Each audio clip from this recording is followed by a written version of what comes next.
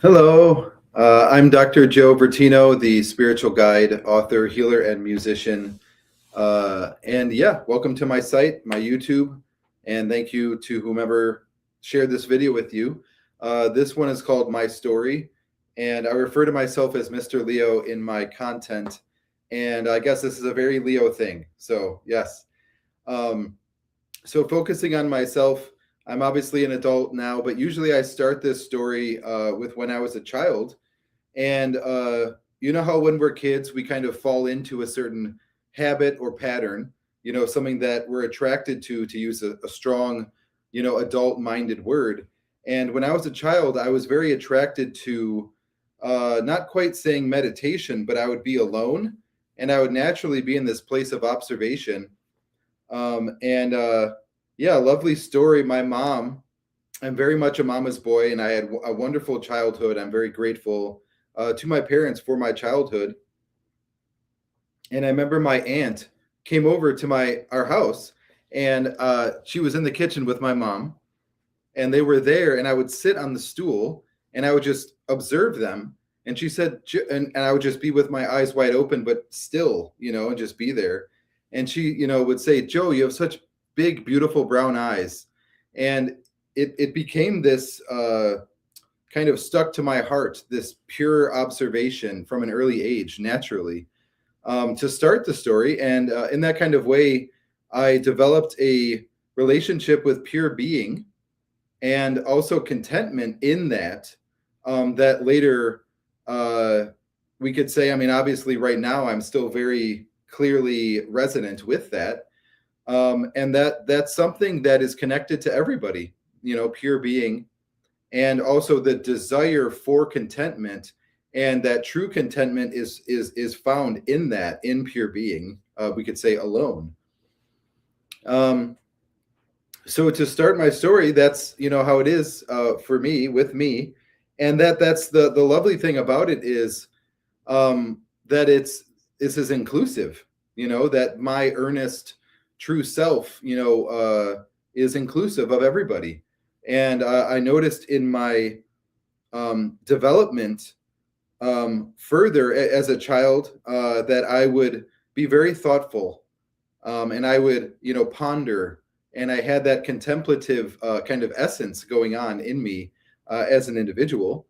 And, I would go to church and then ask my mom 3 nights later, during the war in Palestine, the preacher was talking about it, and I said, "Mom, don't they realize that if they fight over the Holy Land, that it makes it less holy?"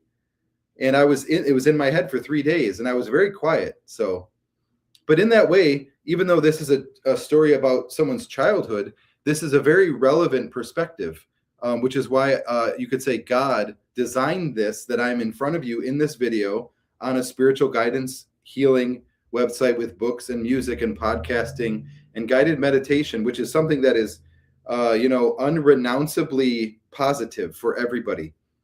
So I hope you feel more at home, with my heart and with your own heart after taking in just even a few minutes of my story. And I'm elated to share the earth with you.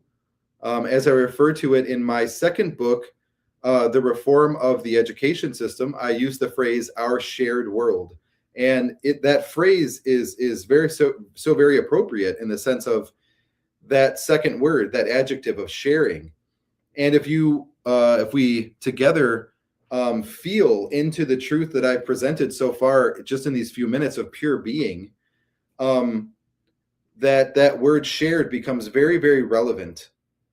And that you could see that, says Mr. Leo, even the positive side of not quite ego, but of my true self, my only self, that sharing our feelings and thoughts and beliefs, and that is something that is comforting to the individual. That, because I say that to prevent kind of a confusion, right? If you're hearing this and you're going, I don't want to have to share the world with everybody, and that voice isn't purely bad, right? That we have an individual self, for sure. So I definitely resonate with that and understand that. And that, yeah, that these these times that we're in right now, even though there is something to do again, so to speak, in the morning, right? Imagining you're watching this at night and you go back out in the morning, that this connection with pure being that I had, when I was a child, is something that also does have a transcendent quality to it. And you could say the contentment, the reason for the contentment is because of that. And it's wonderful. If you see these beautiful colors behind me, these are called Tibetan prayer flags. I happen to be, someone who believes in God and in the divine will and in order. And, this being the colors of the rainbow, red, orange, yellow, green, blue, indigo, and violet up at the top. If we can see that one, there's some purple. There you go. There. Now that's better. Okay.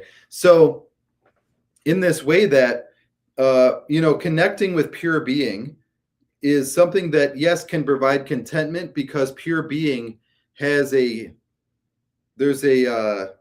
unmistakableness to it, and that in our shared world, people and places and things and even religions change and marriages end, right? And all these kind of things happen, not to be negative about our world, but pure being doesn't have that possibility in it, which is why there may be contentment in it.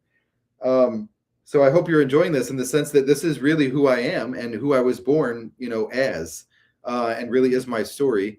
And that everything is kind of, we could say, in my life would have to be, kind of oscillating around this, what I'm sharing with you. So going back to these beautiful prayer flags, the Tibetan prayer flags, each one of these has a word on them, and all of them are very important qualities of life. The bottom one here in red is stability. And, in this way that connecting with yourself, is my job, is my dharma, to use a Buddhist word, my purpose, how I can help. And connecting with ourself, is something that can be difficult without having to go into anything else, right? And I hope you sense the love in me right now, for you and for everybody, and that there really is an order to, we could say, life, but that the part that we play in it is trust, and so at this point in the video, what is trust calling you to do, and letting yourself, let your mind and your entire being, your only self, be safe enough to begin that, so to speak. Yes. So going back to my second book, The Reform of the Education System, there's 3 truths that I came up with that are needed to achieve reform. And one of them is called the fundamental truth, which is all beings deserve or wish to be happy and not suffer needlessly. So in that way, naturally as children, as I started this video, I talked about my childhood, that naturally as children, that's kind of, we could say, how we are, right? There's a seeking of happiness. And for me, I'm so lucky to have that special connection, with God, so to speak, with pure being and my own heart as a child, that I could, I can still sense how everyone's happiness is involved in this story of mine. And that, mentioning this flag, I mentioned the word at the bottom, the red one, is stability. And that healing, is something that is ultimately stabilizing, education, growth, newness, self-acceptance, all of these wonderful things that I am elated to say that I can convey and manifest, in our lives. So going further with my story, I inevitably grow up and being a thoughtful, observational child through and through, that those qualities, I could say I can recognize were never wrong. And in that way that yeah, recognizing in that way that that means for you also, for everybody, that our qualities of observation and contentment and all of those different factors related are never wrong at all. And so I hope you feel loved and accepted by me, yes. Um, so then basically, we could say that my life has always been looking or searching or longing for this in everyone, we could say. And that it is definitely, um, we could say that I'm in touch with reality, that there's a reality to become in touch with, and that we're all worthy of experiencing it. So later on in life, I go through, um, life being a good boy and growing up, and I become exposed, to spirituality and also to music. Um, and in that way that, seeing how spiritual guidance is. And basically, I studied it and saw it and woke up one morning and said that I could do this, is basically what happened, in me. And that, yes. Uh, and, writing also is a big part of that. But to say more about myself and my character, I noticed that there was a love in myself, but also a unmovable amount of care, this presence of care, um, of, just as who I am as an individual. And that in that way that I feel that translates in my writing in particular. And even to say further, in guided meditation, that as a child, I was drawn, to what some would later call as meditative awareness very innocently. And that, it's okay for us to have an extreme need, for we could say a divine intervention, all the way up the spectrum to I'm doing great, but this is something that is also beneficial and is great or greater, right, than I am, so to speak, as a single, whatever. And in that way, guided meditation is I'm so grateful for that gift, in the sense that it can be so intimidating, to see a statue of Lord Buddha, or to live up, to another ascended master being Jesus Christ or Mother Mary, in all this, we could say, perfection present there, and our apparent imperfection. And then, have that going on, and then, try to just be that or become that. And as a meditation guide, like I said, I'm very honored to have the full proper perspective, on that, and understanding that, which is interesting, the top one of the Tibetan prayer flags is understanding. And that in this way, that understanding is, we could say, as maybe the final destination of the journey of the soul of our life. And that can provide a lot of relief and even healing to hear that, because a lot of the times we can think, I have to know all of it right now, right? I have to be enlightened right now, and that can create hell. There's no two ways about it. And I'm honored to dismiss that, and there's a wonderful saying, Om Shambhala Om, which means may heaven come to earth, basically, that it's possible, for us to experience more of heaven without batting an eyelash, in the sense of a communion in our own skin, right as we are right now. Yes. So in this way of understanding, to share a little bit more how I work as a spiritual guide in context of satsang, that satsang, it's Sanskrit, it means communion with truth. And basically, I have a wide range of topics that all support this journey, of course. And that understanding is the core of that. That, we could say the long view is always kind of there, and is the flow of my work as a spiritual guide on a stage, right, with a microphone and a topic and an audience, of which I hope that you feel comfortable reaching out to me, for whatever reason, season, online, in person, organization, group, church, anything.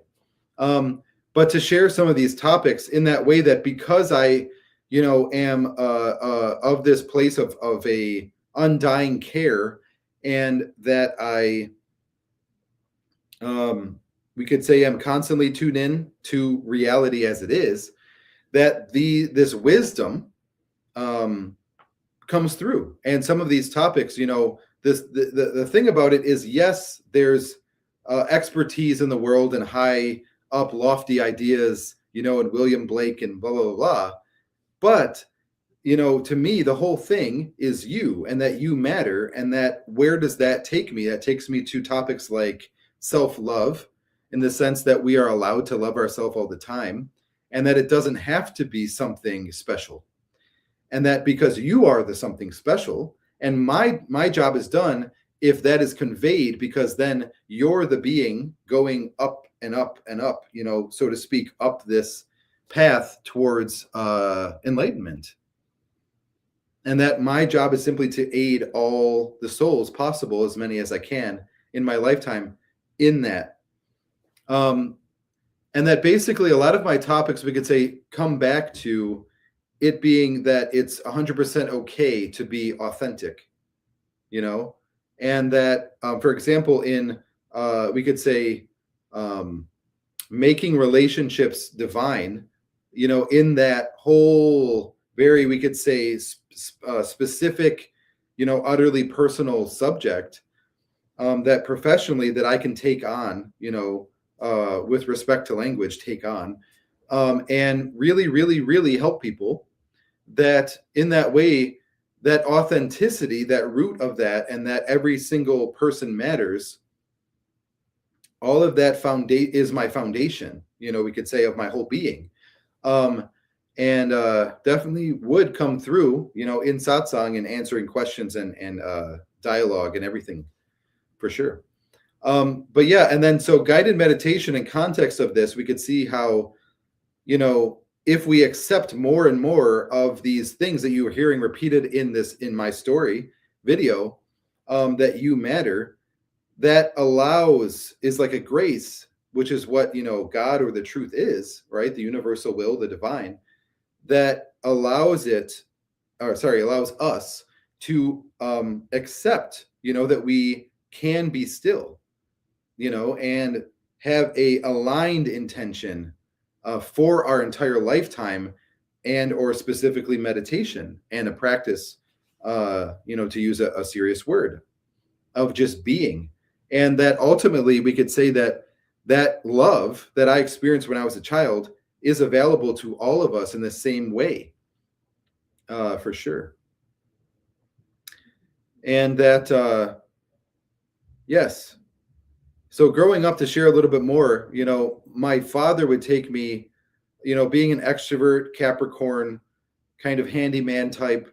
And I remember one thing that sticks out is we would go to the mall and we would do people watching, so I would be at home with my mom, Cancer, great mom, smell the food downstairs, but be able to be up in my room and just be there and experience this kind of habit I fell into. And then when someone came over, I could sit down there and do that down there. But when I'd go out with my dad, it's the other side, extroverted, you're right, there's this and that and everything, and the mind's going with where did they go yesterday, and why did the way that, and then so with that, this people watching, idea at the mall takes me to this very serious but needed perspective of my teaching, called the point about differences.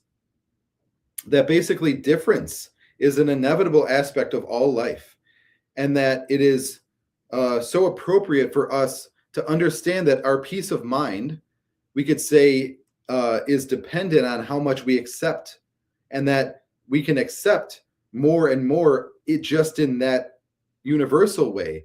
So that if we understand that differences, right, in their inevitability, and then use that, to create peace just in ourself, and that basically it also allows us to, that authenticity becomes an authentic love, right? Rather than a swervy kind of lane, and, a crooked Cupid's arrow, so to speak, right?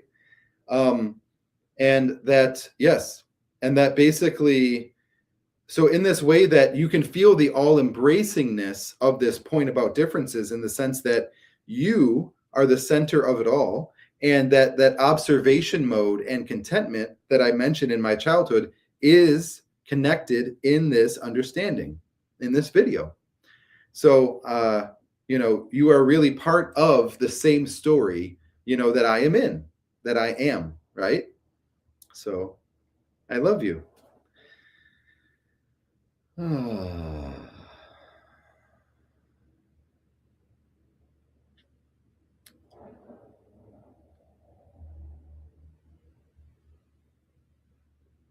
So, in this way, if you'll notice that all of this video with my story isn't taking away from you, from your life, from your process, from your expansion and growth, from your relationships and experiences, right? So feel free to allow this to change you, to be part of your life. Feel free to include this. That's why it exists. It's okay. And, in that way, if it also does greatly, we could say, affect not just kind of the situations that are coming up in your mind at the same time, well, it's okay to be empowered rather than anything else. But also on a healing level, it's okay to be deeply affected very much. And that's being human, and that, I am so proud of my gift to be able to affect people.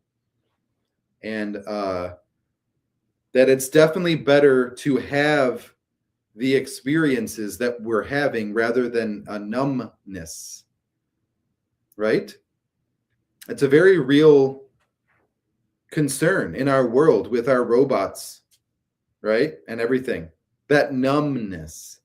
So in that way, you can think of this as kind of an antidote to the numbness, or hardness of heart, a remedy to that.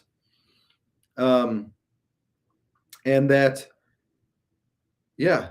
So, and the story goes on, and I'm so glad, to be able to share it, with you and with everybody. And yes, that ultimately we could say that my prayer, my intention is that this video helped, to manifest more respect, in our world. Respect is something that's guaranteed, foundational, and needed, and beneficial, and wonderful. And another topic of mine is Zen and life. And Zen means just to see clearly, and that obviously it's okay to see clearly, right? You could say you can lean on me, or I'm confused about this, and in that way that you can trust me in that way. But yeah, that is a topic, of course, is wonderful in the sense that it's kind of like on our side of the fence, maybe, that our personal understanding and process and practice of seeing more and more clearly each day, and then everything else, and I think that's a wonderful topic, for sure, and is very relevant. And of course, things about healing and our healing process. I'm very proud, of my sensitivity being a Scorpio ascendant, says Mr. Leo, and my Aries moon very much determined, till the day I go away, I suppose, in my mentality, that in this way that to make a point about where were we? Our healing process, that is a topic as for satsang. I'm very proud to say I have an expert, we could say, qualification in the field of medicine. I happen to be a Reiki master, which is my only modality. But also in that way, to share just a little bit here at the end, objective is how I would be able to do this, with words, that the most severe wounds, and to share an objective viewpoint and perspective of truth and validity that can be relied upon and is ultimately trustworthy, that even if people weren't traumatized or don't have any obvious wounds, that this is something that would be very exciting, for people to take in and to allow to we could say to be part of our world, together, this kind of work that I offer. And yes, so thank you so much for tuning in. Please do check out my site, books, music, etc.